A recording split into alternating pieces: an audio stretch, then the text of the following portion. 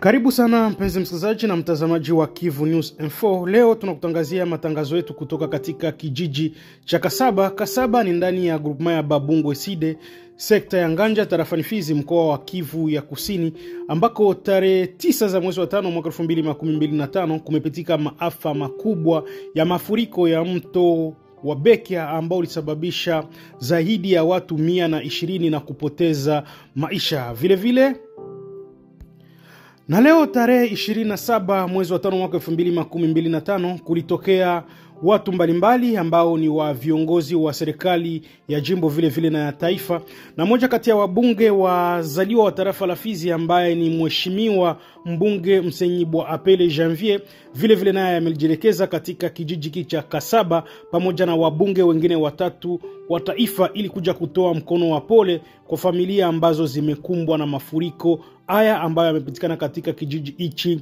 cha Kasaba. Basi na kualika uwe na sisi mwanzo hadi mwisho wa ziara ya mbunge Msenyibwa Apele Janvier katika kijiji hichi cha Kasaba.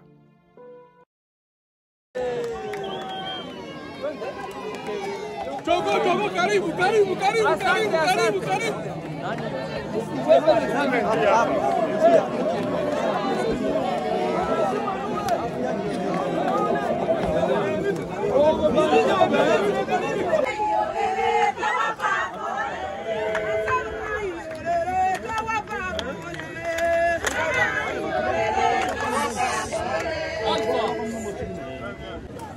Ndugu zangu, kweli ni kwamba nilipokuwa pale chini nikakumbuka nilivyotoka baharini kupanda kufika fasi zote tatu, na baada ya kusikia different témoignages ambayo zilianzia pale na mpaka hapa, najisikia hata sina nguvu ya kusema.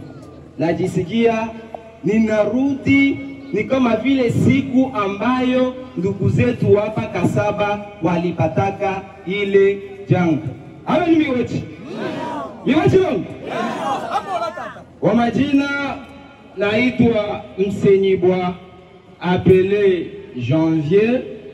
Kwa kurudia nyuma, mie ndo ule jeune député national ambaye aligomboa vice-gouverneur Jean-Jacques Elakano. Si mimi ndo tunamuita vile, wengine wanamuita Jogolo wa jiji. Miwezi wangu. Kweli ni kwamba tarehe 8 na tarehe 9 tuliposikia habari ya maafa hapa kwetu, sisi kama vile watoto wenu, ile siku hatukupataka nguvu. Sisi sote tulikusanyikaka, tukaikala nafasi moja pendant 24 heures, tuko naomboleza wa ndugu zetu ambao walitutangulia katika paradiso.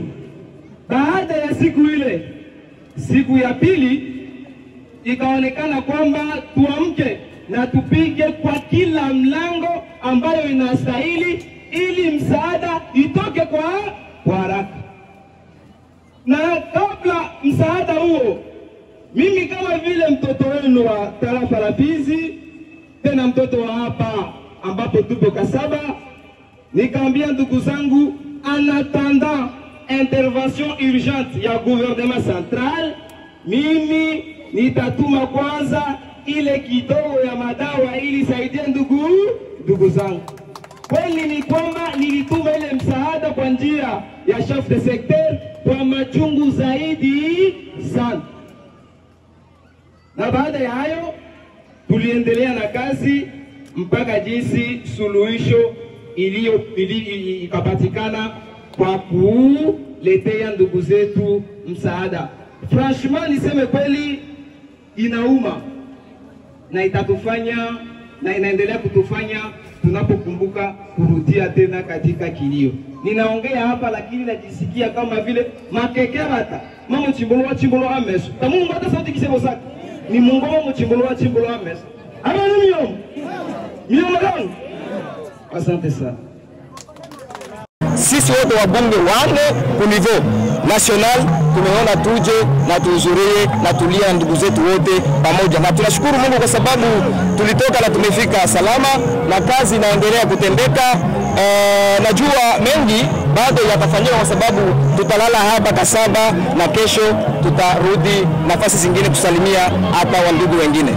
Mmejionea hali yenyewe ilivyotokea na mliona eneo ambalo lilitoka mafuriko. Kipi ambacho kinawajia kichwani ninyi kama wabunge?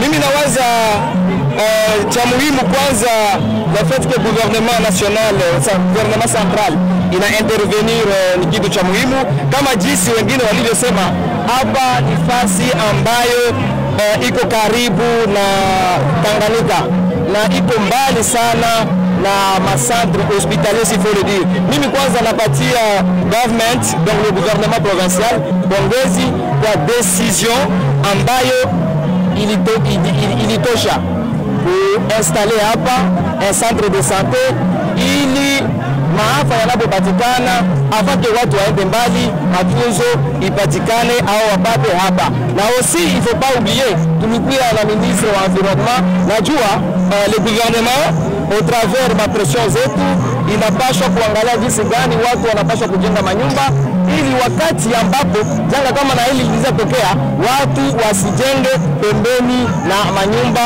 wajenge kama jinsi wanavyopaswa kujenga na kuacha fasi ambapo maji yanaweza yakashuke vizuri wakati ambapo tena mtoni inaweza kujaa. Sisi tutaendelea kuonesha government na jinsi tulikuja na watu wote ambao wanahusika na masuala kama na hiyo. Najua rapport non seulement yao hata rapport yetu ambayo tutafanya itaenda saidia government kuangalia nini baada ya kituko hiki vingine yenye vitaweza fanyika. Acha niseme asante sana kwa mpenzi msikilizaji na mtazamaji wa Kivu News Info ambaye ulikuwa na sisi mwanzo hadi mwisho. Mimi langu jina ni Ite Eloge Lulonga na siku ya leo tulikuwa katika kijiji cha Kasaba ambako kulikuwa wabunge wa taifa ambao walikuja kutoa mkono wa pole kwa waasirika wa mafuriko ya mto Beke ambao ilifanyika tarehe 9 mwezi wa 5 mwaka 2025 ambao ilisababisha vifo vya watu zaidi ya 120. Hii ni Kivu News Info, basi nakuomba usikose kusubscribe, kulike, comment na kushare, na acha niseme asante na tukutane tena kwenye vipindi vyetu vya baadaye.